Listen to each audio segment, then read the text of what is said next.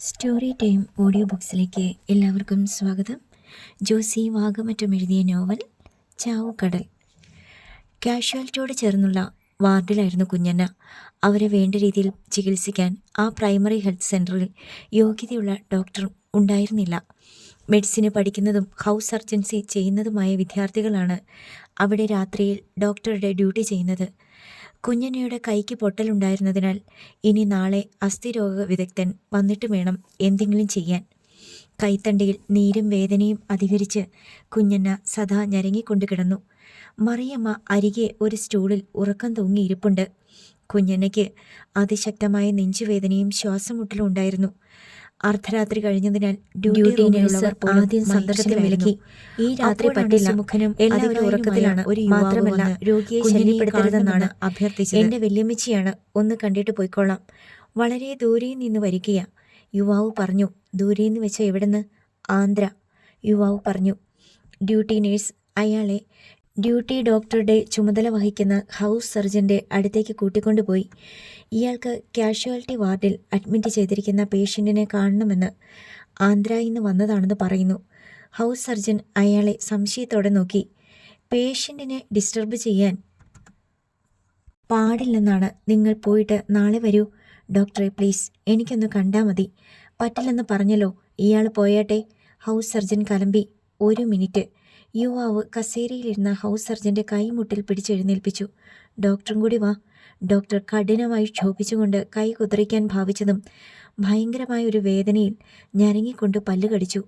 ഡോക്ടറുടെ വിരൽ തുമ്പിൽ പിടിച്ചുകൊണ്ട് യുവാവ് കാഷ്വാലിറ്റി വാർഡിലേക്ക് നീങ്ങി. ഡോക്ടർ ഒരു പ്രതിഷേധവുമില്ലാതെ അയാളെ പിൻചെന്നു. എന്താണ് സംഭവിക്കുന്നതെന്നറിയാതെ ഡ്യൂട്ടി നേഴ്സ് അമ്പരന്ന് പുറകെ ചെന്നു. വാർഡിലെ ബൾബിന് പുറമെ ട്യൂബ് ലൈറ്റ് തെളിഞ്ഞത് കണ്ട് മറിയമ്മ മയക്കത്തിൽ നിന്ന് ഞെട്ടിയുണർന്നു. ഡോക്ടറുടെ വിരൽ പിടിച്ചുകൊണ്ട് ഒരാൾ കട്ടിലിനടുത്തേക്ക് വരുന്നു. സ്റ്റൂളിലിരുന്ന് കിടക്കയിലേക്ക് ചാഞ്ഞു കിടന്ന മറിയമ്മ പിടഞ്ഞെഴുന്നേറ്റ് മാറി. ഡോക്ടറെ കട്ടിലിൻ്റെ കാൽക്കൽ നിർത്തിയിട്ട യുവാവ് കിടക്കയിൽ വേദന കൊണ്ട് കണ്ണീരൊഴുക്കി ദയനീയമായി ഞരങ്ങിയും മൂളിയും കിടന്ന കുഞ്ഞനയെ സമീപിച്ചു. കുഞ്ഞനയുടെ നരച്ച തലയിൽ തലോടിക്കൊണ്ട് വിളിച്ചു, വല്യമ്മച്ചിയെ. കുഞ്ഞനയ്ക്ക് ആദ്യ നോട്ടത്തിൽ തന്നെ ആളെ മനസ്സിലായി കഴിഞ്ഞു. ശൗര്യക്കുട്ടി. 4-5 തവണ ശൗര്യക്കുട്ടിയുടെ വിരലുകൾ കുഞ്ഞനയുടെ നെറുകയിലും ചിന്നിയിലും അമർത്തി തലോടി. വേദന കുറഞ്ഞു കുറഞ്ഞു വരുന്നത് കുഞ്ഞന അറിയുന്നുണ്ടായിരുന്നു. അവരുടെ ചുണ്ടുകൾക്കും കണ്ണുകൾക്കും ചുറ്റുമുള്ള വേദനയുടെ ഞൊറികൾ മെല്ലെ അപ്രത്യക്ഷമായി. മുഖത്ത് ശാന്തത വന്നു. ഒരു കുട്ടി അവരുടെ പൊട്ടിയ കയ്യിലും തലോടി. കൈ നീര് വന്ന് ചീർത്തിരിക്കുകയാണ്, അതുകൊണ്ടാണ് പ്ലാസ്റ്റർ ഇടാത്തത്. ശൗര്യക്കുട്ടി കുഞ്ഞനിയുടെ തോട് മുതൽ വിരലറ്റം വരെ കൈയോടിച്ചു. പലതവണ അത് ആവർത്തിച്ച ശേഷം ഡ്യൂട്ടി ഡോക്ടറെ നോക്കി പ്ലാസ്റ്റർ ഇടണ്ട എന്ന് പറഞ്ഞു. ശൗര്യക്കുട്ടിയുടെ മുഖത്തേക്ക് തന്നെ നോക്കിക്കൊണ്ട് കിടന്ന കുഞ്ഞനെ വിതമ്പി, എൻ്റെ മോനെ, അവരെയെല്ലാം പോലീസ് പിടിച്ചുകൊണ്ട് പോയല്ലോ. സാരമില്ല വല്യമ്മച്ചി, അവരെയൊക്കെ വീട്ടിലെത്തിച്ചിട്ടുണ്ട്. ശൗര്യക്കുട്ടി ആശ്വസിപ്പിച്ചു. പിന്നെ ഡോക്ടറുടെ അടുത്തേക്ക് ചെന്ന് പറഞ്ഞു, ഞാനൊരൽപ്പം മർമാണി വൈദ്യം പഠിച്ചിട്ടുണ്ട്. ആന്ധ്രയിലെ ചില ലാടഗുരുക്കന്മാരെ പഠിപ്പിച്ചതാ. വല്യമ്മച്ചിയുടെ കൈ ഞാൻ പടി വെച്ച് കെട്ടി മുറിവെണ്ണ ഇട്ടോളാം. പ്ലാസ്റ്ററൊക്കെ വല്യമ്മച്ചിക്ക് ബുദ്ധിമുട്ടാ. ഡോക്ടർക്ക് തൻ്റെ ഡ്യൂട്ടി റൂമിലേക്ക് തിരിച്ചു പോകാമായിരുന്നു. ധാർഷ്ട്യം വെടിഞ്ഞ് അയാൾ ശൗര്യക്കുട്ടിയെ നിരീക്ഷിച്ചു കൊണ്ടിരുന്നു. ഇപ്പോൾ ഒരാശ്വാസം തോന്നുന്നില്ലേ? ശൗര്യക്കുട്ടി കുഞ്ഞനിയോട് ചോദിച്ചു. ഉണ്ട്. കുഞ്ഞനിയുടെ കണ്ണിൽ വെള്ളം നിറഞ്ഞു. ഞാനുണ്ട് കേട്ടോ, പേടിക്കണ്ട. മറിയമ്മ കിടക്കയുടെ തലക്കിലേക്ക് മാറി എല്ലാം കണ്ടു നിൽക്കുകയായിരുന്നു. ശൗര്യക്കുട്ടി അവരുടെ നേർക്ക് തിരിഞ്ഞു. ചെറു പുഞ്ചിരിയോടെ അവൻ മറിയമ്മയുടെ അടുത്തേക്ക് ചെന്നു. മറിയമ്മച്ചിയെ, ആദ്യം എന്നെ മനസ്സിലായില്ല അല്ലേ? സ്വന്തം മകൻ ദീർഘകാലത്തെ വിരഹത്തിന് ശേഷം തൻ്റെ അമ്മയെ എന്ന പോലെ ശൗര്യക്കുട്ടി ആശ്ലേഷിച്ചപ്പോൾ മറിയമ്മയുടെ കണ്ണ് നിറഞ്ഞുപോയി. തൻ്റെ മക്കളോടുള്ളതിനേക്കാൾ വാത്സല്യം മറിയമ്മയ്ക്ക് ആ നിമിഷം അവനോട് തോന്നി. അവൻ്റെ പിറവിയും അപമാനമറിഞ്ഞ ശൈശവവും അവൻ്റെ ഒറ്റപ്പെടലും ബാല്യകാല വിഡ്ഢിതങ്ങളും അവൻ്റെ വളർച്ചയും എല്ലാം മറിയമ്മയുടെ ഓർമ്മയിൽ മിന്നിമാഞ്ഞു. ശൗര്യക്കുട്ടി പോക്കറ്റിൽ നിന്ന് കുറച്ച് പണമെടുത്ത് മറിയമ്മയെ ഏൽപ്പിച്ചു. ആശുപത്രിയല്ലേ, നാളെ എന്തെങ്കിലും ആവശ്യം വന്നാൽ വിഷമിക്കേണ്ടി വരരുത്. മറിയമ്മ കണ്ണീരോടെ തലയാട്ടി. വല്യമ്മച്ചിയെ, പോയിട്ട് വരാം. ശൗര്യക്കുട്ടി അവരുടെ നെറ്റിയിൽ കൈത്തലം വെച്ച് 2 നിമിഷം നിന്നു. അതിനുശേഷം വാർഡിൽ നിന്ന് ഇറങ്ങിപ്പോയി. അവൻ പോയി കഴിഞ്ഞപ്പോൾ ഹൗസ് സർജൻ ആകാംക്ഷയോടെ ചോദിച്ചു, അതാരാ? ശൗര്യക്കുട്ടി. മറിയമ്മ പറഞ്ഞു. പേഷ്യൻറ്റിൻ്റെ ആരാ? കൊച്ചുമകൻ. അയാൾ എവിടെയാ? ആന്ധ്രേന്ന് വരികയാണെന്ന് പറഞ്ഞതെന്താ? അവൻ ജീവനോടില്ലെന്നാണല്ലോ നമ്മളൊക്കെ വിചാരിച്ചുകൊണ്ടിരുന്നത്. കുഞ്ഞന് സമാധാനത്തോടെ കേട്ടുകിടന്നു. അവൻ എവിടെയായിരുന്നു ഇത്ര കാലം? വല്ലതും പറഞ്ഞായിരുന്നോ? ഇല്ലെന്ന് കുഞ്ഞന് കണ്ണടച്ച് കാണിച്ചു. ഇനിയും വരുമല്ലോ, അന്നേരം ചോദിക്കാം. മറിയമ്മ അങ്ങനെ സമാധാനിച്ചു. അർദ്ധരാത്രി ഒരു കള്ളൻ വരുന്നത് പോലെയാണ് ചെല്ലിക്കടപ്പുറത്തേക്ക് പോലീസ് ജീപ്പ് വന്നത്. ആഞ്ചലോസിൻ്റെ വീടിനരികെ റോഡിൽ ഹെഡ്ലൈറ്റുകൾ അണച്ച് അത് നിന്നു. പരിസരവാസികളെല്ലാം ഗാഢസുഷുപ്തിയിലായിരുന്നു. ജീപ്പിനുള്ളിൽ നിന്ന് ആഞ്ചലോസും ജാനറ്റും എമിലിയും ഇറങ്ങി. ജീപ്പ് ഉടൻ തന്നെ റിവേഴ്സ് എടുത്ത് തിരിച്ച് സ്റ്റേഷനിലേക്ക് മടങ്ങി. വീടിനുള്ളിൽ കുഞ്ഞിനെ ഉണ്ടാകുമെന്നായിരുന്നു എമിലിയുടെ വിചാരം. തിണ്ണയിൽ ബൾബ് പ്രകാശിക്കുന്നുണ്ട്. 3 പേരും തിണ്ണയിൽ ചെന്ന് കയറി.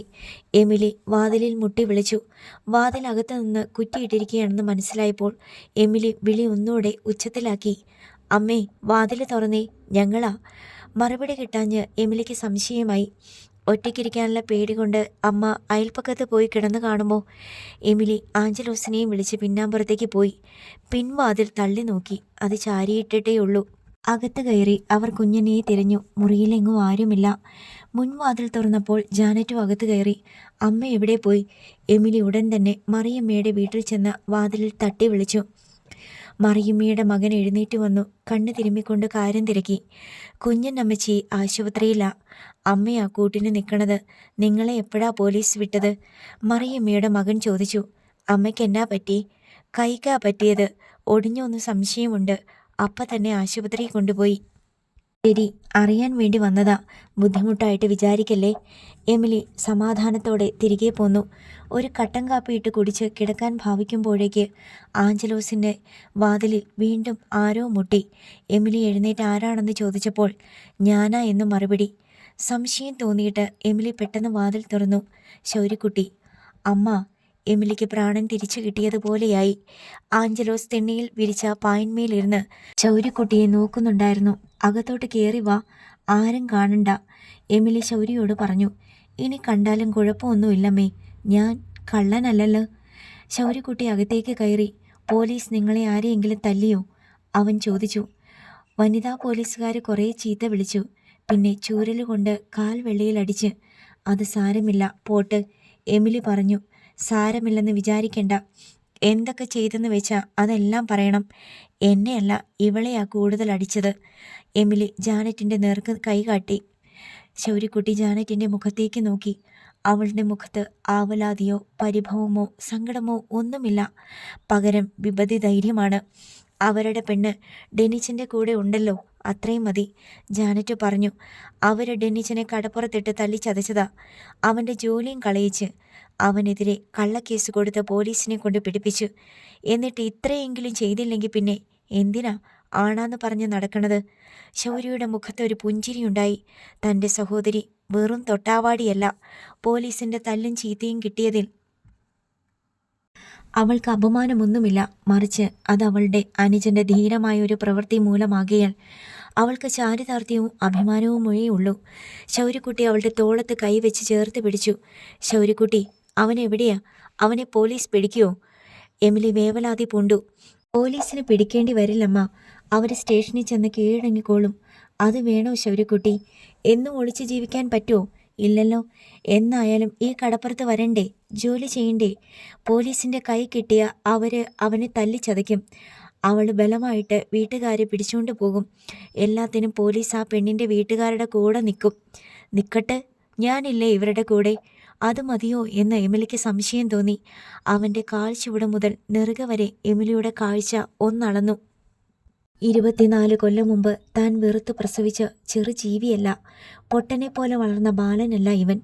എന്തിനും പോന്നവനാണെന്ന് ഒരു നിമിഷം എമിലിക്ക് തോന്നി. എങ്കിലും പോലീസ്, നിയമങ്ങൾ, നീതിവ്യവസ്ഥകൾ, പണക്കാരുടെയും അധികാരക്കൊതിയന്മാരുടെയും സ്വാധീന വലയങ്ങൾ, ഇവയെല്ലാം മറികടക്കാൻ ഇവന് കഴിയുമോ? അവരീ വീട്ടിൽ തന്നെ വരും, ഇവിടെ തന്നെ ജീവിക്കും. അമ്മ ധൈര്യമായിട്ടിരിക്കെ, ശൗര്യക്കുട്ടി ദൃഢസ്വരത്തിൽ പറഞ്ഞു. അവൻ കുറച്ച് പണം അമ്മയെ ഏൽപ്പിച്ചു. അത് കൈവളയിൽ വെച്ചുകൊണ്ട് എമിലി അവനെ നോക്കി. ഞാനിപ്പോൾ തിരിച്ചു പോകുക. അവരെ കൊണ്ടുവരുമ്പോൾ ഞാനും വരും.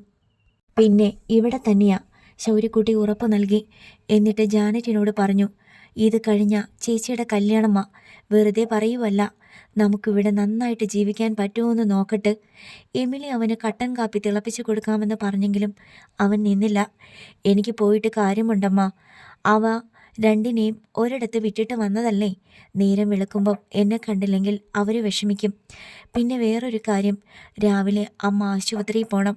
അവിടെ ചെന്ന് വെല്ലുമ്മച്ചീനെ കണ്ടിട്ടാ ഞാനിങ്ങോട്ട് വന്നത്. ബാക്കിയൊന്നും ഞാൻ പറയണ്ടല്ലോ, പോട്ടെ. അവൻ തിണ്ണയിലിറങ്ങി. ആഞ്ചലോസ് ഒരു ദൃക്സാക്ഷിയെപ്പോലെ തിണ്ണയിൽ വിരിച്ച പുൽപ്പായയിൽ ചുവരും ചാരി ഇരിപ്പുണ്ടായിരുന്നു. ശൗര്യക്കുട്ടി അയാളുടെ തോളത്ത് പിടിച്ചു. ആഞ്ചലോസ് നിർവികാരനായി അവനെ നോക്കി. പോട്ടെ, ശൗര്യക്കുട്ടി യാത്ര പറഞ്ഞു. ആഞ്ചലോസ് തലയാട്ടി. ശൗര്യക്കുട്ടി റോഡിനപ്പുറത്തെ ഇരുട്ടിലേക്ക് നടന്നുപോയി. അതിരാവിലെ ആൻ്റപ്പൻ പീറ്ററും കൂട്ടരും ആർത്തങ്കൽ പോലീസ് സ്റ്റേഷനിലെത്തി. ഷീബായെയും ഡെനിച്ചിനെയും പറ്റി എന്തെങ്കിലും വിവരം കിട്ടിയോ എന്ന് തിരക്കി. അപ്പോൾ ASI ആണ് പറഞ്ഞത്, ഡെന്നിച്ചൻ്റെ വീട്ടുകാരെ SI ജോൺസന്റെ നിർദ്ദേശപ്രകാരം രാത്രി തന്നെ വിട്ടയച്ചു എന്ന്. രാവിലെ തന്നെ മക്കളെയും കൂട്ടി ആൻ്റപ്പൻ പീറ്റർ SI ജോൺസന്റെ വീട്ടിൽ ചെന്നു. സാറേ, ഞാൻ ഇന്നലെ രൂപ 15,000 എണ്ണിത്തന്നത് അവരെ വീട്ടിൽ കൊണ്ടുവിടാൻ വേണ്ടിയായിരുന്നു. ആരെ വീട്ടിൽ കൊണ്ടുവിട്ടു? SI ജോൺസൺ അജ്ഞത നടിച്ചു. ആ ഡെന്നിച്ചൻ്റെ വീട്ടുകാരെ. ഓ, അതോ, അവർ സ്ത്രീകളല്ലേ, അവർ കുറ്റമൊന്നും ചെയ്തിട്ടില്ലല്ലോ. അവരെ 24 മണിക്കൂറിൽ കൂടുതൽ കസ്റ്റഡിയിൽ വെച്ചുകൊണ്ടിരുന്നാൽ ഞാൻ പലരോടും സമാധാനം പറയേണ്ടി വരും. 24 മണിക്കൂർ ആയില്ലല്ലോ സാറേ. ആയോ? ആൻ്റപ്പൻ പീറ്റർ ചോദിച്ചു. പോലീസ് കുറേ ചോദ്യം ചെയ്തു, അടിയൊക്കെ കൊടുത്തു. പക്ഷേ അവർക്ക് അറിഞ്ഞുകൂടാ നിങ്ങളുടെ മകളെ അവന്മാരെ എവിടേക്കാ കൊണ്ടുപോയതെന്ന്. പിന്നെന്തിനാ വെറുതെ? സാറേ, അവർക്കറിയത്തില്ലെന്ന് നമുക്കും അറിയാം. അമ്മയും പെങ്ങളെയും പോലീസ് പിടിച്ച് ലോക്കപ്പിലിട്ട് തല്ലുന്നെന്ന് കേൾക്കുമ്പം ഏത് പൊനത്തിൽ ഒളിച്ചിരുന്നാലും അവന്മാർ തനിയെ വന്ന് കീഴടങ്ങും. അതിനു വേണ്ടിയല്ലേ നമ്മൾ അങ്ങനെ ചെയ്തത്. സാറ് പൈസ വാങ്ങിച്ചിട്ട് ഇമ്മാതിരി പണി കാണിക്കുമെന്ന് ഞങ്ങൾ വിചാരിച്ചില്ല. അവരെ പോലീസ് ജീപ്പിൽ കയറ്റി വീട്ടിൽ കൊണ്ട് വിട്ടിരിക്കുന്നു. എടോ, പാതിരാത്രിക്ക് അവരെ റോഡിൽ ഇറക്കി വിട്ടിട്ട് അവർക്ക് വല്ലതും സംഭവിച്ചാൽ ഞാൻ സമാധാനം പറയണം. അതറിയോ തനിക്ക്? നേരം വെളുത്തിട്ട് വിട്ടാൽ മതിയായിരുന്നില്ലേ? പെണ്ണുങ്ങളെ ചോദ്യം ചെയ്യാൻ വേണ്ടി രാത്രി മുഴുവൻ സ്റ്റേഷനിൽ വെച്ചുകൊണ്ടിരിക്കാൻ പാടില്ല. അവര് കേസിലെ പ്രതികളല്ല, ഒരു കുറ്റവും ചെയ്തിട്ടില്ല. സാറ് നിയമത്തിൻ്റെ വര അങ്ങോട്ടോ ഇങ്ങോട്ടോ തെറ്റാതെ ശരിയായി തന്നെ വരയ്ക്കുന്ന ആളാണെങ്കിൽ പിന്നെ എന്നത്തിനാ ഞങ്ങളോട് 15,000 രൂപ വാങ്ങിയത്? എടോ, താൻ എന്തു പറഞ്ഞാലും തൻ്റെ മകളെ ഇനി തനിക്ക് കിട്ടില്ല. അതാണ് സംഭവം. താൻ ഇവിടെ കിടന്ന് നാക്കിട്ടലച്ചിട്ട് ഒരു കാര്യവുമില്ല. ഇതൊരുമാതിരി പന്നത്തരമായി പോയി. ഞാനൊന്ന് നോക്കട്ടെ സാറിൻ്റെ തലയ്ക്ക് മീതെ വേറെ പോലീസുകാരുണ്ടോന്ന്. എന്തായാലും നനഞ്ഞിറങ്ങിയില്ലേ സാറേ, ഇനി കുളിച്ചു കയറിയിട്ടേ ഉള്ളൂ. ആ, താൻ ചെല്ല്. SI ജോൺസൺ കൈയൊഴിഞ്ഞു. കാലത്ത് 10 മണിയോടെ ആൻ്റപ്പൻ പീറ്ററും സംഘവും മാരാരിക്കുളം സർക്കിൾ ഓഫീസിലെത്തി.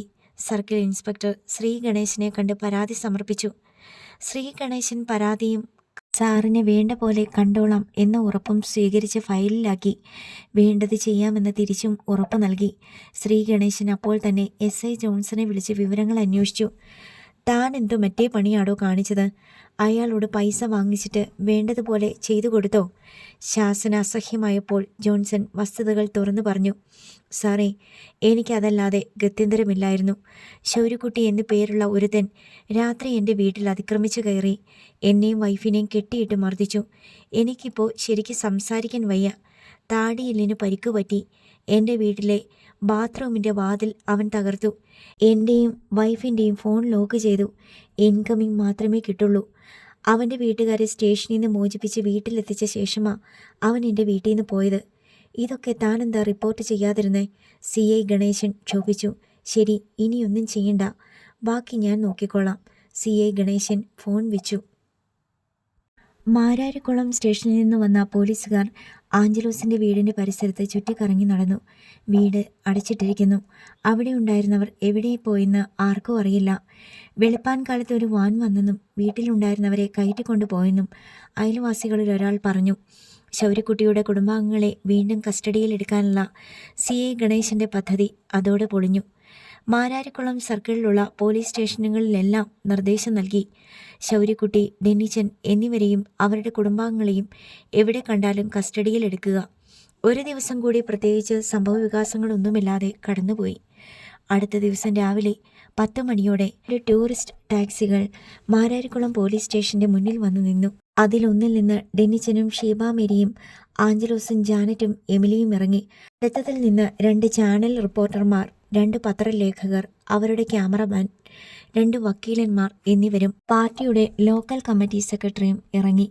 ആരെല്ലാം എന്തെല്ലാം എപ്പോഴെല്ലാം പ്രവർത്തിക്കണമെന്ന് മുൻധാരണ ഉണ്ടായിരുന്നതിനാൽ സംശയമോ ഭയമോ ഇല്ലാതെ എല്ലാവരും എണ്ണയിട്ട യന്ത്രം പോലെ പ്രവർത്തിച്ചു.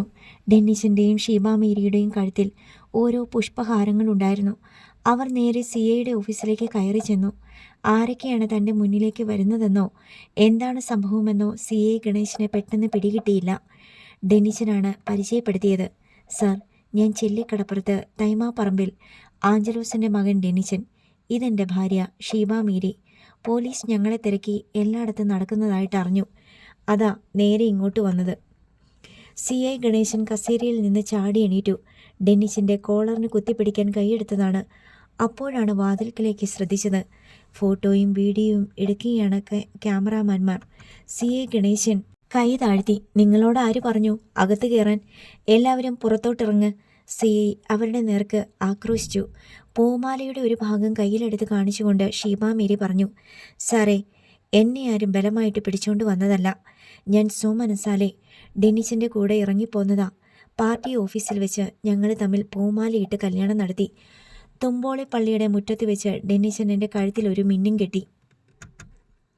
ഷീബ മേരി സ്വർണ്ണ ചെയിൻ്റെ കുളത്തിൽ കിടന്ന താലിപ്പൊന്ന് എടുത്തു കാട്ടി. എല്ലാ വീഡിയോ ക്യാമറകളിലും മൊബൈൽ ക്യാമറകളിലും പകർത്തപ്പെടുന്നുണ്ടെന്ന് CI ഗണേശന് ബോധ്യമായി.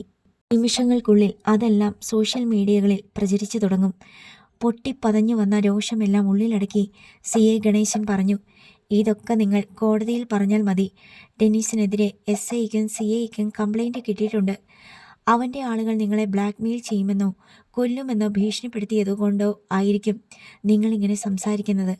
"അല്ല സാർ, എന്നെ ആരും ഭീഷണിപ്പെടുത്തിയിട്ടില്ല. ഞാനിപ്പോൾ മാരാരിക്കുളം സർക്കിൾ ഇൻസ്പെക്ടറുടെ ഓഫീസിലല്ലേ നിൽക്കുന്നത്. സത്യം പറയുന്നതിൽ എനിക്കെന്താ പേടിക്കാനുള്ളത്? നിങ്ങളുടെ മാതാപിതാക്കളും സഹോദരങ്ങളുമാണ് ഇവിടെ പരാതി തന്നിരിക്കുന്നത്." "സാറേ, പ്രായപൂർത്തിയായ ഏതൊരാണിനും പെണ്ണിനും ഒന്നിച്ച് ജീവിക്കാൻ എല്ലാ അവകാശവും സ്വാതന്ത്ര്യവും ഉണ്ടല്ലോ നമ്മുടെ നാട്ടിൽ." ഡെന്നിച്ചൻ തന്നെ പഠിപ്പിച്ചതുപോലെ തന്നെ അവൾ സംസാരിച്ചു.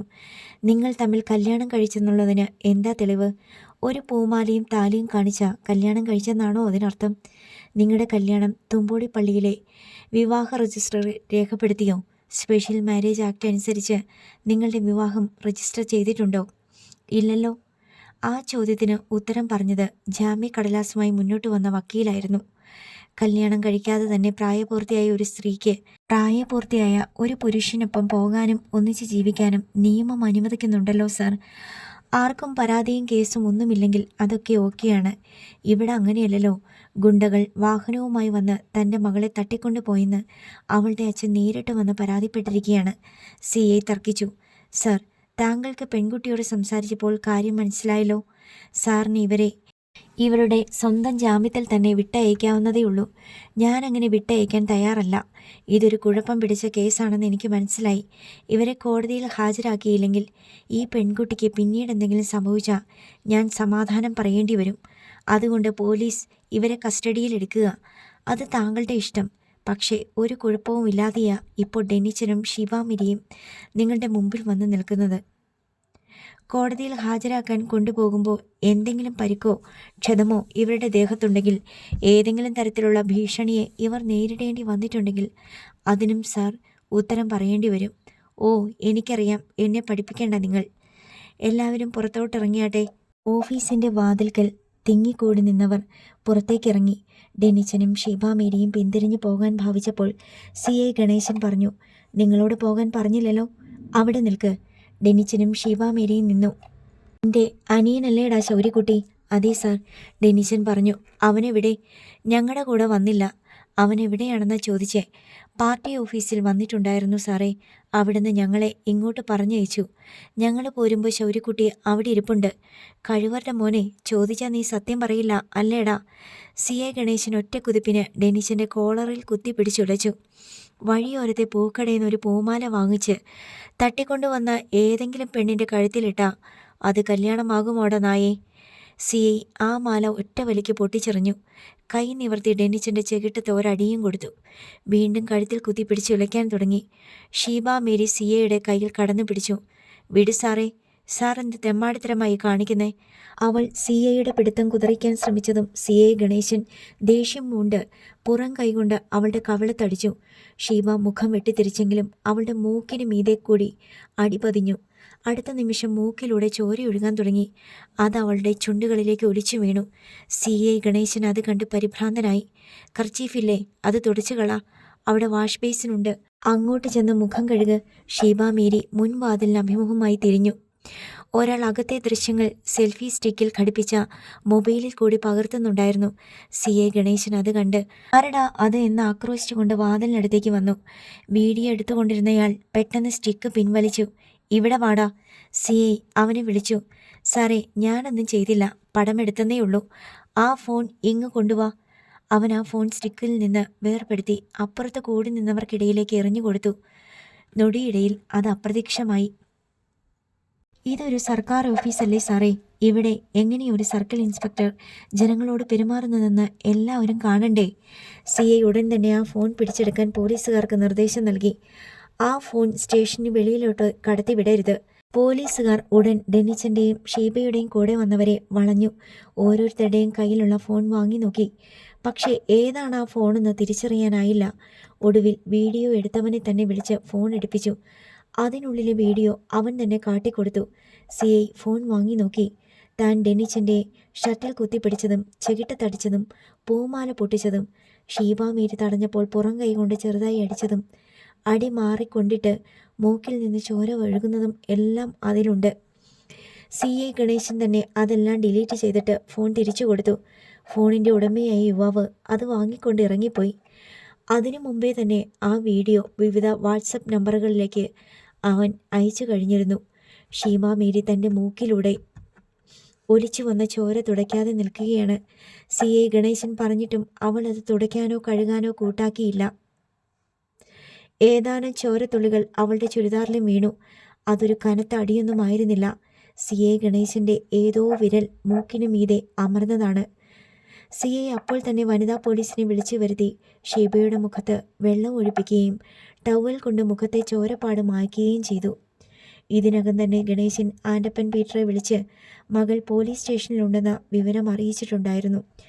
ആൻ്റപ്പൻ പീറ്ററും മക്കളും ബന്ധുമിത്രാദികളും 1 ഡസനോളം വാഹനങ്ങളിൽ പാഞ്ഞെത്തി. CI ഗണേശൻ ആദ്യം തന്നെ ആൻ്റപ്പനെ വിളിച്ചു പറഞ്ഞു, 2-3 കാര്യങ്ങൾ ശ്രദ്ധിക്കണം. അവളെയോ അവനെയോ കൈവയ്ക്കാൻ പാടില്ല. എനിക്കവരെ ഒരു കേടും കൂടാതെ കോടതിയിൽ ഹാജരാക്കേണ്ടതാ. മകളെ സ്റ്റേഷനിൽ നിന്ന് വിട്ടുതരാൻ പറ്റില്ല. ഇവിടെ വെച്ച് അവളെ കാര്യം പറഞ്ഞ് ബോധ്യപ്പെടുത്തി അവളുടെ മനസ്സ് മാറ്റിയെടുക്കാൻ ശ്രമിക്കുക. സാറേ, അവനെ മാത്രം കോടതിയിൽ ഹാജരാക്കിയ പോരെ? എൻ്റെ മോളെ ഞാൻ കൊണ്ടുപോയിക്കൊള്ളാം. അത് പറ്റില്ല. ഇതിപ്പോൾ എല്ലാവരും അറിഞ്ഞ കേസാ. അവർ വക്കീലും ഗുമസ്തനും പത്രക്കാരും ചാനൽ റിപ്പോർട്ടറും ഫോട്ടോഗ്രാഫറും വീഡിയോക്കാരനുമൊക്കെയായിട്ട് കല്യാണ പാർട്ടി വരുന്ന പോലെ ആഘോഷമായിട്ടാണ് വന്നത്. അവളെ ഞങ്ങളുടെ കയ്യിലോട്ട് വിട്ടു തരുമോ? ഈ സ്റ്റേഷൻ കോമ്പൗണ്ടിലോ കെട്ടിടത്തിനുള്ളിലോ എവിടെ വേണമെങ്കിലും നിങ്ങൾക്ക് അവളെ കൂട്ടിക്കൊണ്ടുപോയി സംസാരിക്കാം. വേണമെങ്കിൽ വീട്ടിലും കൊണ്ടുപോയിക്കോ. പക്ഷേ തിരിച്ചെത്തിക്കണം. അത് ഞങ്ങൾ ഏറ്റു സാറേ.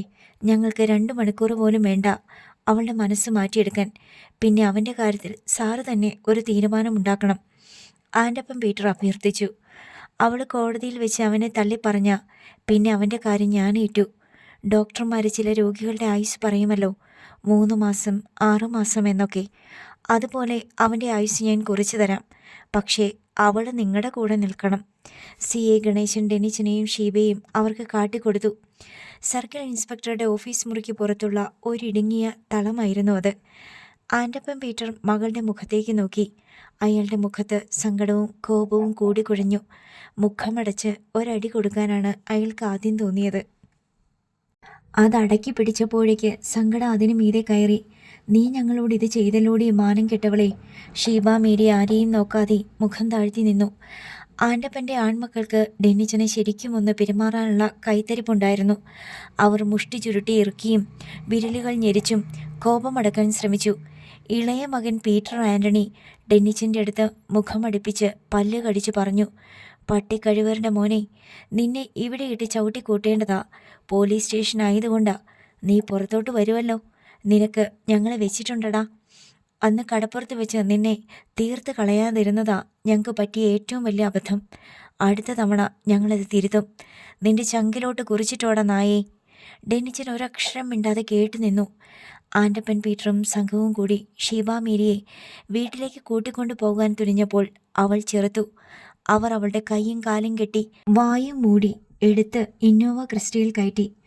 CA ഗണേശൻ അതിനു വേണ്ട എല്ലാ ഒത്താശയും ചെയ്തു കൊടുത്തു. ഡെന്നിച്ചൻ വീണ്ടും തനിച്ചായി. ആൻ്റപ്പൻ പീറ്റർ ആദ്യ അടിച്ച അടി ഷീബ മേരിയുടെ തോളിലാണ് വീണത്.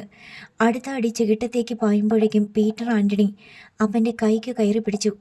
CA ഗണേശൻ സാറ് പറഞ്ഞത് പപ്പ മറന്നുപോയോ? ഒരു പോറൽ പോലുമില്ലാതെ തിരിച്ചെത്തിക്കണം. ഇല്ലെങ്കിൽ അദ്ദേഹത്തിനാ കുറ്റം. നമ്മളെ വിശ്വസിച്ച് കൂടെ അയച്ചതാ. ഇവളെ തല്ലുവല്ല കൊല്ലുവാ ചെയ്യേണ്ടത്. കുടുംബം നശിപ്പിക്കാനുണ്ടായ ജന്തു. കയറ് പൊട്ടിച്ച് നാട് നീളെ സർവത്ര നാശങ്ങൾ ഉണ്ടാക്കിക്കൊണ്ട് ഓടിപ്പോയ അറവ് പോത്തിനെ പിടിച്ചുകൊണ്ടുവന്ന് കെട്ടിയിട്ടിട്ട് നോക്കുന്ന മാതിരി ആൻ്റപ്പൻ മകളെ നോക്കി. നിങ്ങൾ തല്ലുകയും കൊല്ലുകയും ചെയ്യാണ്ട് കാര്യങ്ങൾ പറഞ്ഞു കൊടുത്ത് അവളുടെ മനസ്സ് മാറ്റാൻ നോക്ക്, ആൻ്റപ്പൻ പീറ്ററിൻ്റെ അമ്മ ഉപദേശിച്ചു. ഷീബ മേരിയെ തിരികെ കൊണ്ടുവന്നിട്ടുണ്ടെന്നറിഞ്ഞ് അയാളുടെ ബന്ധുജനങ്ങളെല്ലാം വീട്ടിൽ ഒത്തുകൂടിയിട്ടുണ്ടായിരുന്നു. നിനക്ക് അവൻ്റെ കൂടെ പോണോടി? ആൻ്റപ്പൻ പീറ്റർ ഉഗ്രകോപത്തിൻ്റെ കൊടുങ്കാറ്റിനെ ഉള്ളിൽ തളച്ചിട്ട് പുറമേ ശാന്തത ഭാവിച്ച് ചോദിച്ചു. പോകണം. ഷീബ മേരി പതർച്ചയൊന്നുമില്ലാതെ ദൃഢസ്വരത്തിൽ പറഞ്ഞു. ആൻ്റപ്പൻ പീറ്ററുടെ മുഷ്ടി മുറുകുന്നത് കണ്ട് മകൻ ആ കൈത്തണ്ടയിൽ ബലമായി പിടിച്ചു. ആയിരക്കണക്കിന് മൃഗങ്ങളെ കശാപ്പ് ചെയ്ത കൈയാണ്. അതിൽ പോത്തും കാളയും പശുവും പന്നിയും ആടും കോഴിയും താറാവും എല്ലാമുണ്ട്. ദിവസത്തിൽ 16 മണിക്കൂറും ആ കയ്യിൽ ചോര പുരണ്ടിരിക്കും. അയാൾ ഇതുവരെ കൊല്ലാത്തതായി ഒറ്റ ജീവിയേ ഉള്ളൂ എന്ന് ആളുകൾ രഹസ്യമായി പറഞ്ഞ് പരിഹസിക്കാറുണ്ട്. മനുഷ്യൻ. എന്നാൽ ഇന്നേ ദിവസം വേണ്ടി വന്നാൽ അയാൾ ഒന്നല്ല 2 മനുഷ്യരെ കൊല്ലാൻ തയ്യാറാണ്. സ്വന്തം മകളെയും അവൾ പ്രേമിച്ചവനെയും. പത്രത്തിൽ വായിച്ചിട്ടുള്ള പല ദുരഭിമാന കൊലകളും ആൻ്റപ്പൻ പീറ്റർ ഇപ്പോൾ ഓർത്തു. അന്ന് പത്രം വായിച്ചപ്പോൾ അയാൾ ആ ദുരഭിമാന കൊലകൾക്ക് എതിരായിരുന്നു. ഇരകളോടൊപ്പമായിരുന്നു അയാളുടെ മനസ്സ്. പക്ഷേ ഇപ്പോൾ അയാളുടെ ചിന്ത കീഴ്മേൽ മറിഞ്ഞു. ദുരഭിമാന കൊലകൾ അത്യാവശ്യമാണെന്ന് അയാൾക്ക് തോന്നി. പപ്പ അങ്ങോട്ട് മാറി നിന്നേ. ഇവളോട് ചോദിക്കേണ്ട ചോദ്യങ്ങളൊക്കെ ഞങ്ങൾ ചോദിച്ചോളാം. പീറ്റർ ആൻ്റണി അപ്പയെ പിടിച്ച് മാറ്റി നിർത്താൻ ഒരു ശ്രമം നടത്തി. ആൻ്റപ്പനെ പിന്തിരിപ്പിക്കുന്നത് അത്ര എളുപ്പമായിരുന്നില്ല. ടൺ കണക്കിന് ഇറച്ചിയും എല്ലും വെട്ടി തഴമ്പിച്ച ആ കൈകളിൽ കരുത്തൻ മസിലുകൾ തടിയൻ പൂച്ചകളെ പോലെ പിടഞ്ഞു പൊന്തി. വല്ല വിധേനയും എല്ലാവരും കൂടി ആൻ്റപ്പനെ ഷീബ മേരിയുടെ മുന്നിൽ നിന്ന് പിടിച്ചു മാറ്റി. അയാൾ കൈ തീർത്ത് ആയം പിടിച്ചൊന്ന് പൊട്ടിച്ചാൽ ഷീബയുടെ തലച്ചോറ് കലങ്ങിപ്പോകുമെന്ന് എല്ലാവർക്കും അറിയാം. ഷീബയെ ബ്രെയിൻ വാഷ് ചെയ്യുന്ന ജോലി അവളുടെ മറ്റു ബന്ധുക്കൾ ഏറ്റെടുത്തു. ആൻ്റപ്പൻ പീറ്ററുടെ സഹോദരിമാരും വെല്ലുമ്മച്ചിയും പെങ്ങളുടെ മക്കളും ഉൾപ്പെടെ വിവിധ പ്രായത്തിലുള്ളവർ അക്കൂട്ടത്തിലുണ്ടായിരുന്നു. ഷീബയെ ഒരു മുറിയിലേക്ക് കൊണ്ടുപോയി കട്ടിലിൽ ഇരുത്തിയിട്ട് മറ്റുള്ളവരെല്ലാം കൂടി ചുറ്റും കൂടിയിരുന്ന് മസ്തിഷ്ക പ്രക്ഷാളനം തുടങ്ങി. എൻ്റെ ഷീബ, നീ എന്തൊരു പൊട്ടിയാ! ഇന്നത്തെ കാലത്ത് പഠിപ്പും വിവരവും ഉള്ള പെങ്കൊച്ചുങ്ങൾ ഇത്രയും വലിയ മണ്ടത്തരം കാണിക്കുമോ? പ്രേമിച്ചത് പോട്ടെ, നീ പ്രേമിക്കാൻ കണ്ട ആള് എന്ത് യോഗ്യത അവനുള്ളത്? കാണാൻ കൊള്ളാവുന്ന ഒരുത്തനാണോ? ഒരുമാതിരി റോഡ് പണിക്ക് നിൽക്കുന്നവരുടെ പോലെ വെയിലും ചൂടുമേറ്റ് വെന്ത മുഖം. അവൻ്റെ കുടുംബക്കാർ കൊള്ളാവുന്നവരാണോ? ആ ഡെന്നിയുടെ തള്ളയുണ്ടല്ലോ, അവളൊരു കൊച്ചിനെ പിഴച്ചു പെറ്റവളാ. ചെല്ലിക്കടപ്പുറത്ത് എല്ലാവർക്കും അറിയാം അവൻ്റെ തള്ളയെ. ആ സൈമൺ തരകൻ കുറേ നാൾ വെച്ചുകൊണ്ടിരുന്നതാണെന്നും ആ വകയിൽ അവൾക്കൊരു കൊച്ചുണ്ടെന്നും. ഒരാൾ പറഞ്ഞു നിർത്തിയിടത്ത് നിന്ന് അടുത്തയാൾ തുടങ്ങി. എടി ഷീബേ, അവനൊരു നല്ല ജോലിയുണ്ടോ? ദിവസക്കൂലിക്ക് പണിയെടുക്കണ ഡ്രൈവർ. അതും ഇപ്പോഴില്ല, ആ കമ്പനിയിൽ നിന്ന് പറഞ്ഞയച്ചു. അതിനു മുമ്പ് അവന് കടലിപ്പണിയായിരുന്നു. ആ വിവരം നിനക്കറിയാവോ? മീൻപിടുത്തം. എടി, അവന് കൊള്ളാവുന്നൊരു വീടുണ്ടോ? വല്ല ഡോക്ടറെയോ എഞ്ചിനീയറെയോ കല്യാണം കഴിച്ച് മാളിക മുകളിൽ പ്രഭുകുമാരിയെപ്പോലെ ജീവിക്കേണ്ട നീ ഒരു മത്സ്യത്തൊഴിലാളിയെ കല്യാണം കഴിച്ച് മീൻ നാർന്ന ചെല്ലിക്കടപ്പുറത്ത് പോയി കിടക്കേണ്ട വല്ല കാര്യമുണ്ടോടി? ഉണ്ടോ? ഉപദേശകർ ഒന്നിനു പുറകെ ഒന്നായി ഷീബ മേരിയെ വളഞ്ഞു വെച്ച് ഉപദേശിച്ചു കൊണ്ടിരുന്നു. ഡെന്നിച്ചൻ മാരാരിക്കുളം പോലീസ് സ്റ്റേഷനിൽ ഒരേ നിൽപ്പ് തുടർന്നു. തല്ലാൻ നിവർത്തിയില്ലാത്തതുകൊണ്ട് തല്ലുന്നില്ലെങ്കിലും ഇടയ്ക്കിടയ്ക്ക് ചിലർ വന്ന് അവൻ്റെ ചെവിയിൽ തന്തയ്ക്കും തള്ളയ്ക്കും എല്ലാം വിളിക്കുന്നുണ്ട്. ചില പോലീസുകാർ അവൻ്റെ കുത്തിനു പിടിച്ച് ഉലയ്ക്കുകയും താടി കീഴിൽ പിടിച്ച് കുലുക്കുകയും ചെയ്തു. ഒടുവിൽ ഡെന്നിച്ചിന് താനൊരു കൊടും കാട്ടിലാണെന്ന് തോന്നി തുടങ്ങി. കുറേ മൃഗങ്ങൾ വരുന്നു, അവൻ്റെ നേർക്ക് ഗർജിക്കുന്നു, അവനെ മാന്തുന്നു, അവനെ നോക്കി കണ്ണുരുട്ടുന്നു. മൃഗരാജൻ എത്തി കൈവയ്ക്കുന്ന താമസമേയുള്ളൂ എല്ലാവരും കൂടി കടിച്ചു കീറാൻ. ഷീബ മേരിയെ അവളുടെ വീട്ടുകാർ കൂട്ടിക്കൊണ്ടുപോയി. ഏതാണ്ട് 3 മണിക്കൂർ കഴിഞ്ഞപ്പോൾ CA ഗണേശന് ആൻ്റപ്പൻ പീറ്ററുടെ കോൾ വന്നു. സാറേ, അവൾ സമ്മതിച്ചു. ഇനി അവൻ്റെ കൂടെ പോകത്തില്ലെന്ന് സമ്മതിച്ചു സാറേ. എല്ലാവരും കൂടെ വേണ്ട പോലെ പറഞ്ഞപ്പോൾ അവൾക്കെല്ലാം മനസ്സിലായി. ആ, സമ്മതിച്ചെങ്കിൽ നിങ്ങൾക്ക് കൊള്ളാം. അവളെ എന്താ ഇങ്ങോട്ട് കൊണ്ടുവരാതെ? ഇനി കൊണ്ടുവരണോ സാറേ? അവളുടെ മനസ്സ് മാറിയാലും ഇല്ലെങ്കിലും അവളെയും അവനെയും കോടതിയിൽ ഹാജരാക്കണ്ടേ? ഇങ്ങോട്ട് കൊണ്ടുപോവാ. അവനെ കാണുമ്പം ഇനി അവൾക്ക് മനംമാറ്റം വന്നെങ്കിലോ സാറേ? അതെന്തോന്ന് മനംമാറ്റമാണടോ? ഇങ്ങോട്ട് കൊണ്ടുപോവാ, സമയം പോണു. പിന്നെയും 3/4 മണിക്കൂർ കൂടി കഴിഞ്ഞാണ് ആൻ്റപ്പൻ പീറ്ററും മക്കളും ഷീബ മേരിയെ മാരാരിക്കുളം സർക്കിൾ ഇൻസ്പെക്ടറുടെ കാര്യാലയത്തിലേക്ക് കൂട്ടിക്കൊണ്ടുവന്നത്. അതിനിടയിൽ CA ഗണേശൻ ഡെന്നിച്ചനെ സമീപിച്ച് കൈത്തരിപ്പ് തീർക്കാൻ 2-4 എണ്ണം അടയാളം പതിയാത്ത വിധത്തിൽ കൊടുത്തിട്ടുണ്ടായിരുന്നു. എടാ നായിൻ്റെ മോനെ, അവൾ നിന്നെ തള്ളിപ്പറഞ്ഞു. എടാ, വീട്ടുകാരെല്ലാം കരഞ്ഞും പിഴിഞ്ഞും കാലും കൈയും പിടിച്ച് കെഞ്ചി പറഞ്ഞ ഏത് പെണ്ണിൻ്റെയാടാ മനസ്സ് മാറാത്തത്? അത്രയുള്ളടാ ഈ പെൺപിള്ളേരുടെ പ്രേമം. തുടർന്ന് തലയ്ക്ക് പിന്നിൽ ഒരടി കിട്ടി. ഡെന്നിച്ചൻ്റെ കണ്ണിൽ ഇരുട്ട് കയറി. അവൻ നിന്ന തറ 60 ഡിഗ്രിയോളം ചെരിഞ്ഞു. വീഴാതിരിക്കാൻ അവൻ ഗണേശൻ്റെ കുപ്പായത്തിൽ കയറി പിടിച്ചു. ഇതൊന്നുമല്ലടാ നിനക്കുള്ള കഷായം. ഇതൊക്കെ വെറും ഏറുപടക്കം മാത്രമാ. കമ്പക്കെട്ട് വരാനിരിക്കുന്നേയുള്ളൂ. കോടതിയിൽ കയറി മജിസ്ട്രേറ്റിൻ്റെ മുന്നിൽ വെച്ച് ഇവനെ എനിക്ക് വേണ്ട, ഇവൻ എന്നെ തട്ടിക്കൊണ്ടുപോയി പീഡിപ്പിക്കാൻ ശ്രമിച്ചു എന്നവളൊന്ന് പറഞ്ഞോട്ടെ, അതോടെ നീ തീർന്നു. ഡെന്നിച്ചൻ എല്ലാം കേട്ട് കണ്ണും താഴ്ത്തി നിന്നു. ആൻ്റപ്പൻ പീറ്ററും ബന്ധുക്കളും പോലീസ് സ്റ്റേഷനിൽ എത്തിച്ചേർന്ന് കഴിഞ്ഞിരുന്നു. ആൻ്റപ്പൻ പീറ്റർ തനിച്ചാണ് ഗണേശൻ്റെ ഓഫീസിലേക്ക് കയറി വന്നത്. സാറേ, ഇനി അവനെ അവളുടെ കണ്ണിന് മുമ്പിൽ കൊണ്ടുവരല്ലേ. അല്ലാതെ കോടതിയിലോട്ട് കൊണ്ടുപോകാൻ പറ്റില്ലേ? അതിനെന്താ, കൊണ്ടുപോകാം. അത്രയും മതി സാറേ. കോടതി ചെല്ലുമ്പോൾ അവൾ മാറ്റി പറയുവോടോ? CA സംശയം പ്രകടിപ്പിച്ചു. ഇല്ല സാറേ, ഞങ്ങളെല്ലാം പറഞ്ഞ് സമ്മതിപ്പിച്ചിട്ടുണ്ട്.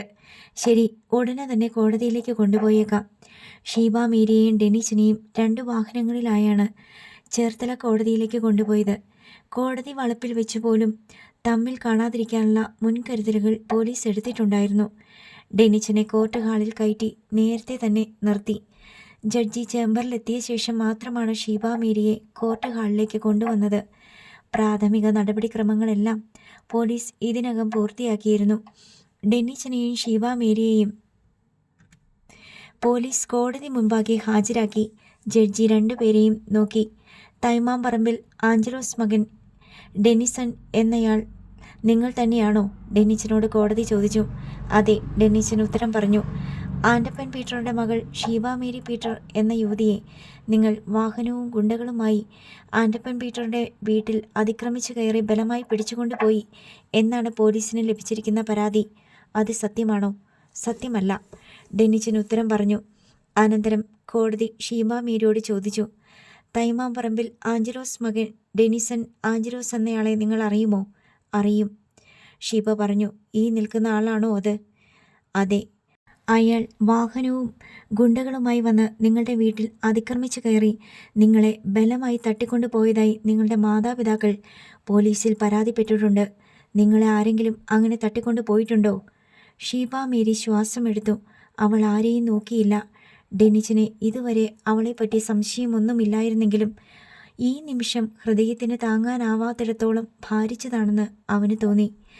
ആൻ്റപ്പൻ പീറ്ററും മക്കളും ബന്ധുമിത്രാദികളും കോടതി വരാന്തയിൽ വന്നു കൂടിയിട്ടുണ്ടായിരുന്നു. അവരും ഷീബയുടെ മറുപടിക്ക് വേണ്ടി കാതോർത്തു. എന്നെ ആരും തട്ടിക്കൊണ്ടുപോയതല്ല സാർ. മനസ്സാലെ ഡെന്നിച്ചൻ്റെ കൂടെ ഇറങ്ങിപ്പോയതാണ്. യാതൊരു ബലപ്രയോഗവും നടത്തിയിട്ടില്ല. ഗുണ്ടകൾ വന്ന് എൻ്റെ വീട്ടിൽ അതിക്രമിച്ച് കയറിയിട്ടുമില്ല. ഡെന്നിച്ചൻ വന്ന് വിളിച്ചപ്പോൾ ഞാൻ കൂടെ പോയി. അതിനുവേണ്ടി ആരെങ്കിലും ഭീഷണിപ്പെടുത്തുകയോ പ്രലോഭിക്കുകയോ ഏതെങ്കിലും തരത്തിൽ നിർബന്ധിച്ചെടുത്തുകയോ ചെയ്തിട്ടുണ്ടോ? ഒരിക്കലുമില്ല. ഒരു തരത്തിലുമുള്ള പ്രേരണയും ഉണ്ടായിട്ടില്ല. എൻ്റെ സ്വന്തം ഇഷ്ടപ്രകാരമാണ് ഞാൻ ഡെന്നിച്ചനോടൊപ്പം പോയത്. ഒളിവിൽ കഴിഞ്ഞ നിങ്ങളെ പോലീസ് പിടികൂടി കോടതിയിൽ ഹാജരാക്കിയെന്നാണല്ലോ ഫസ്റ്റ് ഇൻഫർമേഷൻ റിപ്പോർട്ട്. അത് തെറ്റാണ്. പോലീസ് സ്റ്റേഷനിൽ കേസും പരാതിയും ഉണ്ടെന്നറിഞ്ഞ് ഡെന്നിച്ചനും ഞാനും കൂടി പോലീസ് സ്റ്റേഷനിൽ സ്വമേധയെ എത്തുകയാണ് ചെയ്തത്. ഷീബ മേരി വെളിപ്പെടുത്തി. പോലീസിനോട് നിങ്ങൾ വിവരം പറഞ്ഞില്ലേ? ആരും തട്ടിക്കൊണ്ടു പോയതല്ലെന്നും സ്വന്തം ഇഷ്ടപ്രകാരമാണ് പോയതെന്നും ജഡ്ജി തിരക്കി. പറഞ്ഞു. കേസുണ്ടെങ്കിൽ ജാമ്യം എടുക്കാനായി അഡ്വക്കേറ്റിനെയും കൊണ്ടുവന്നിട്ടുണ്ടായിരുന്നു. എല്ലാം പറഞ്ഞിട്ടും സർക്കിൾ ഇൻസ്പെക്ടർ വളരെ മോശമായിട്ടാണ് പെരുമാറിയത്. ഞങ്ങളെ ചീത്ത വിളിച്ചു. അദ്ദേഹം എൻ്റെ മുഖത്തടിച്ചു. എൻ്റെ മൂക്ക് പൊട്ടി ചോരയൊഴുകി. അത് കഴിഞ്ഞ് എന്നെ ബലമായി എൻ്റെ വീട്ടുകാരുടെ കാറിൽ കയറ്റി പപ്പയുടെയും മറ്റു ബന്ധുക്കളുടെയും കൂടെ പറഞ്ഞയച്ചു. അവിടെ വെച്ച് പലതരത്തിലുള്ള ഭീഷണികളും നിർബന്ധവും പ്രയോഗിച്ച് എൻ്റെ മനസ്സു മാറ്റാൻ വേണ്ടിയായിരുന്നു അത്. കോടതി ഉടൻ CI ഗണേശനെ വിളിപ്പിച്ചു. ഷീബ മേരി പറഞ്ഞതെല്ലാം സത്യമാണോ എന്ന് ചോദിച്ചു. അതെല്ലാം കള്ളമാണെന്നായിരുന്നു ഗണേശൻ്റെ മറുപടി. ഒടുവിൽ കോടതി ഷീബ മേരിയോട് തുടർന്നുള്ള ജീവിതം ആരോടൊപ്പം വേണമെന്നാണ് ആഗ്രഹിക്കുന്നത് എന്ന് ചോദിച്ചു. ഡെന്നിച്ചൻ്റെ ഒപ്പം എന്ന് അവൾ മറുപടി നൽകി. ഡെന്നിച്ചനോട് ഷീബ മേരിയെ കൂട്ടിക്കൊണ്ടുപോയി സംരക്ഷിക്കാൻ ആഗ്രഹമുണ്ടോ എന്ന് ചോദിച്ചപ്പോൾ ഉവ് സംരക്ഷിച്ചു കൊള്ളാം എന്ന് പറഞ്ഞു. തുടർന്ന് ഡെന്നിച്ചൻ്റെ ഒപ്പം പോകുവാൻ ഷീബ മേരിക്ക് കോടതി അനുവാദം നൽകി. പോലീസിൻ്റെ ഭാഗത്തു നിന്ന് മോശമായി പെരുമാറ്റമുണ്ടെങ്കിൽ നിങ്ങൾക്ക് പരാതിപ്പെടാവുന്നതാണ് എന്ന് ഉപദേശിക്കാനും ജഡ്ജി മറന്നില്ല. കോടതി ഹാളിൽ നിന്ന് ഡെന്നിച്ചനും ഷീബ മേരിയും ഒടുവിലാണ് പുറത്തേക്ക് വന്നത്. ആൻ്റപ്പൻ പീറ്ററും മക്കളും ബന്ധുമിത്രാദികളും അതിനു മുമ്പേ സ്ഥലം വിട്ടിരുന്നു.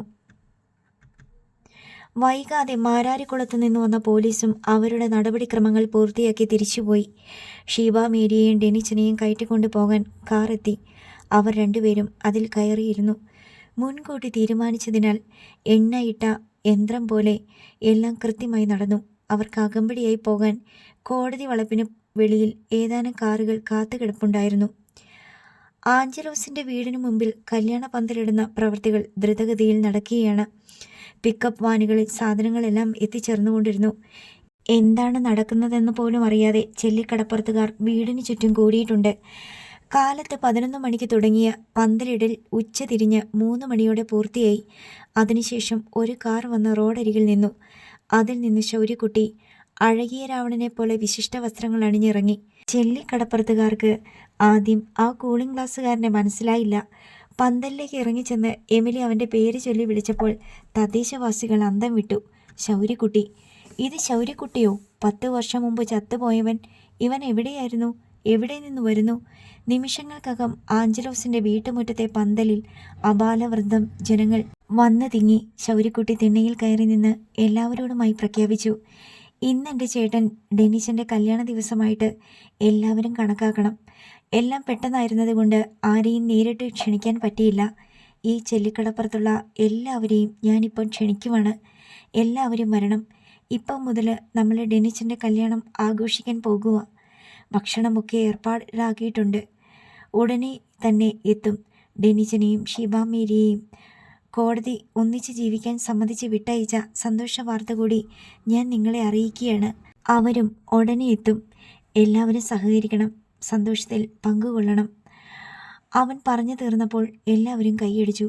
10 മിനിറ്റിനകം ഡെന്നിച്ചനും ഷീബ മേരിയും അലങ്കരിച്ച കാറിൽ എത്തിച്ചേർന്നു. ശൗര്യക്കുട്ടി ചെല്ലിക്കടപ്പുറത്ത് തിരിച്ചെത്തിയ വാർത്ത മാരത്തൺ ഓടി കാരക്കാട്ട് ബംഗ്ലാവിലെത്തിച്ചത് പൊന്നപ്പനായിരുന്നു. ബംഗ്ലാവിൻ്റെ മട്ടുപ്പാവിൽ നിന്ന് അനന്തസമുദ്രത്തിൻ്റെ മേൽപ്പരപ്പിൽ മിന്നാമിനികളെപ്പോലെ ഒഴുകുന്ന ബോട്ടുകളിലെയും വള്ളങ്ങളിലെയും വെളിച്ചം നോക്കി നിൽക്കുകയായിരുന്നു സൈമൺ തരകൻ. അവയിൽ കുറേ വള്ളങ്ങളും ബോട്ടുകളും തൻ്റേതാണെന്ന് അയാൾ തന്നെ അഹങ്കരിച്ചു. ചെല്ലിക്കടപ്പുറത്തെ വള്ളങ്ങളിൽ മാത്രമല്ല, തോട്ടപ്പള്ളിയിലെയും ചെറിയഴീക്കിലെയും യന്ത്രവൽകൃത ബോട്ടുകളിലും സൈമൺ പണയമിറക്കിയിട്ടുണ്ട്. സാറേ! പൊന്നപ്പൻ താഴെ നിന്ന് മട്ടുപ്പാവിലേക്ക് നോക്കി വിളിച്ചു. കേറി വാടാ! സൈമൺ തരകൻ കൈ ആംഗ്യം കാട്ടി. പൊന്നപ്പൻ പുറമേയുള്ള നട കയറി മുകളിലെത്തി. എടാ, എന്തോ നട നമ്മുടെ കടപ്പുറത്തൊരു വെട്ട കൂടുതൽ. എൻ്റെ സാറേ, ഞാനത് പറയാനല്ലേ ഇപ്പോൾ ഓടി വന്നേക്കണത്. ആ ശൗര്യക്കുട്ടി വന്നിട്ടുണ്ട് സാറേ. സാറ് തല്ലിക്കൊന്ന കടലിത്താത്തിന്ന് നാട്ടുകാർ കഥ പറഞ്ഞുണ്ടാക്കിയ അവനിപ്പം നമ്മുടെ ചെല്ലിക്കടപ്പുറത്തുണ്ട്. സൈമൺ തരകൻ വിശ്വാസം വരാതെ വീണ്ടും പൊന്നപ്പനെ നോക്കി.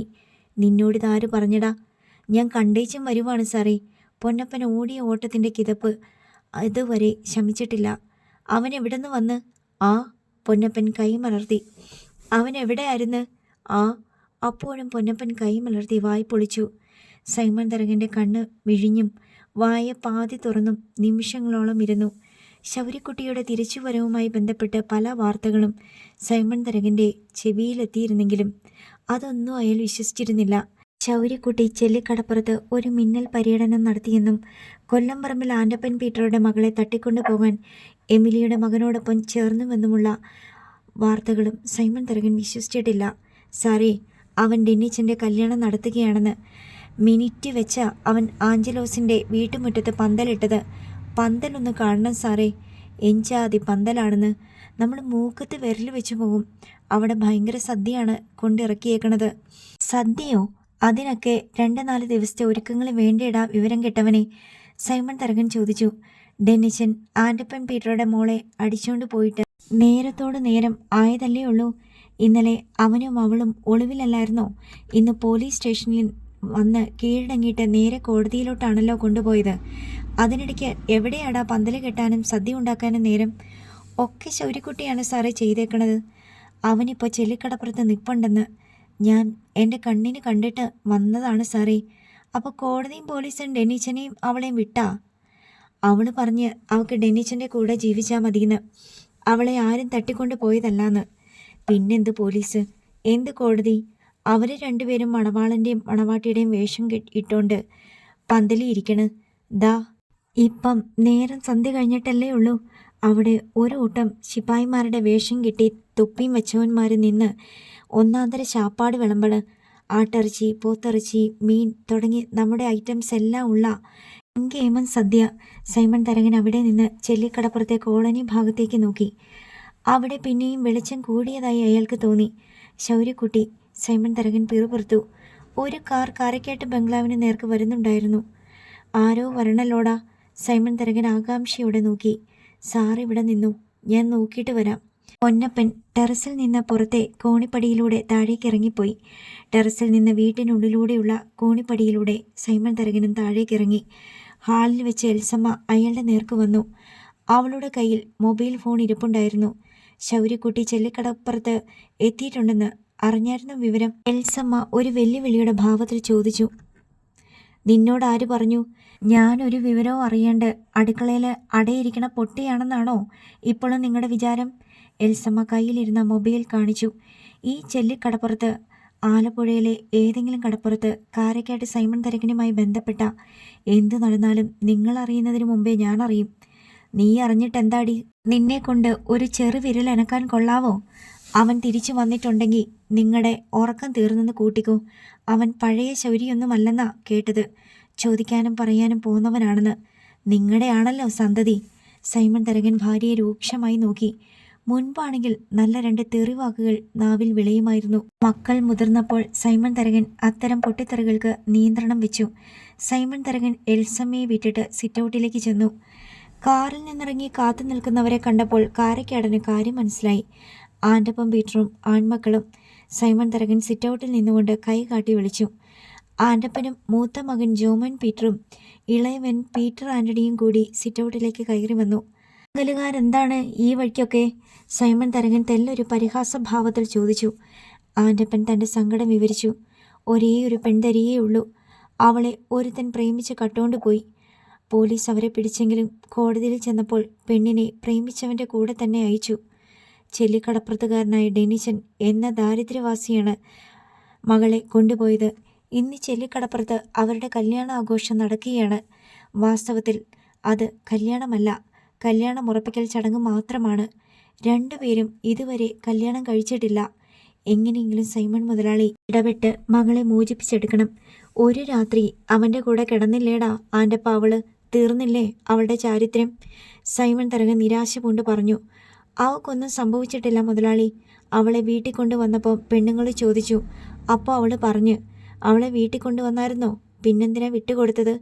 തിരിച്ച് പോലീസ് സ്റ്റേഷനിൽ എത്തിക്കണമെന്ന് പറഞ്ഞിട്ടാ ഗണേശൻ സാറ് മോളെ വിട്ടു തന്നെ. അവർക്ക് കോടതി ഹാജരാക്കണമെന്ന് കേസുള്ളതല്ലേ? ആൻ്റപ്പൻ വിശദീകരിച്ചു. ചേടാ, ഇനിയിപ്പോൾ എന്നാ ചെയ്യും? അവൾ അവൻ്റെ കൂടെ അല്ലേ ഇന്ന് രാത്രിയും കഴിയാൻ പോണേ. മുതലാളി നോക്കിയാൽ അതിനൊരു പരിഹാരം കാണാൻ പറ്റുമോ? മുതലാളിയുടെ കടപ്പുറമല്ലേ ചെല്ലിക്കടപ്പുറം. പോയി ഒന്നിച്ച് ജീവിച്ചോളാൻ കോടതി പറഞ്ഞു വിട്ടെടുത്ത് ഞാൻ എന്നാ ചെയ്യാനാ? എന്തെങ്കിലും ഒന്ന് ചെയ്യണേ മുതലാളി.